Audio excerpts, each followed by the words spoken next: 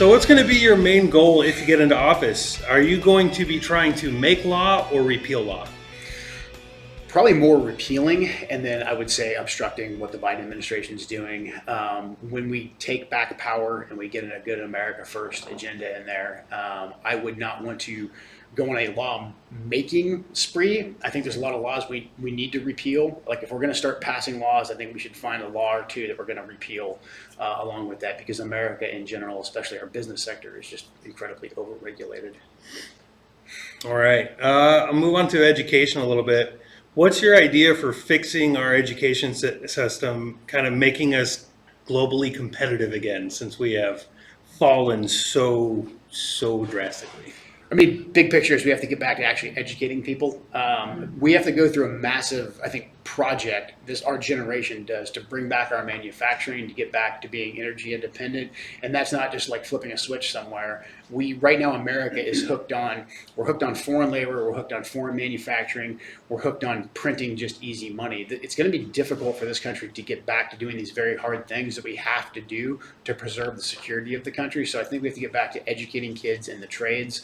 We have to have a somewhat of a cultural shift where we say, hey, it can be a really good and honorable thing to leave high school and get a manual labor type of job, because we don't need to be importing people to do those things. Same thing with a big focus on STEM. I mean, right now, Republicans talk about this all the time. Like, we love legal immigration because they say, like, well, Americans just can't do STEM, and they laugh at it. But like last time I checked, Silicon Valley, like the birthplace of technology, it's in America. We're just telling Americans they can't do that because it's cheaper to import foreigners to do it. So getting back to actually teaching people STEM. As far as the cultural issues go, we have to protect our kids from, I don't know a better way to put it, the grooming that's taking place in our institution, our educational institutions, and that comes from, critical race theory, the Planned Parenthood sex ed agenda, the 1619 project.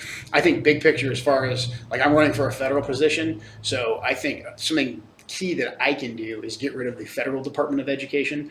I don't think Washington, D.C. has anything to do with educating kids. It's just employing bureaucrats who are pumping this woke nonsense into our institutions. So getting rid of the Department of Education, I think, is key. Going through the education grants line by line and seeing if there's anything in there about CRT or whatever they're calling it this week, diversity, equity, and inclusion, or social emotional learning, which sounds all nice and good, and then you get into it. So looking through those and cutting off any kind of federal funding, I think, is something very powerful that we can do. Same thing with Planned Parenthood. This is a big bone I have to pick with Jamie Hura Butler. Jamie prides herself on being able to get money for the district. Go to her website. On the top line is like, I've got X amount of $1 million for the district. That's because Jamie's on the appropriations committee, which is very powerful. But what she'll do is she will go and she'll earmark different projects, and we'll go into these massive omnibus packages. And so then Jamie is beholden to signing off on the omnibus packages. But what else is in those omnibus packages? Well, who knows? You have to pass the bill to know what's in the bill, as Nancy Pelosi would say. But also, there's funding in there for Planned Parenthood. There's funding in there for infringements on our Second Amendment rights. So there's a lot of Republicans out there, like Jamie, who say, like, I am very pro-life, and I understand Jamie in her personal life is very pro-life. I get that. I'm not questioning that. But when it comes time to vote to fund these institutions like Planned Parenthood that are committing infanticide and that are brainwashing our kids with Planned Parenthood sex ed, the funding's all right there in the omnibus bills. So for the first 2 years that I'm in office, you're going to hear me come back to the district a lot and hear, like, what I said no to and what bills I'm not passing, like the omnibus system on every level. And I'll probably talk about it a lot tonight because it touches so much. That omnibus system has to be absolutely destroyed. Oh, say, can you see by the dawn's early light what so proudly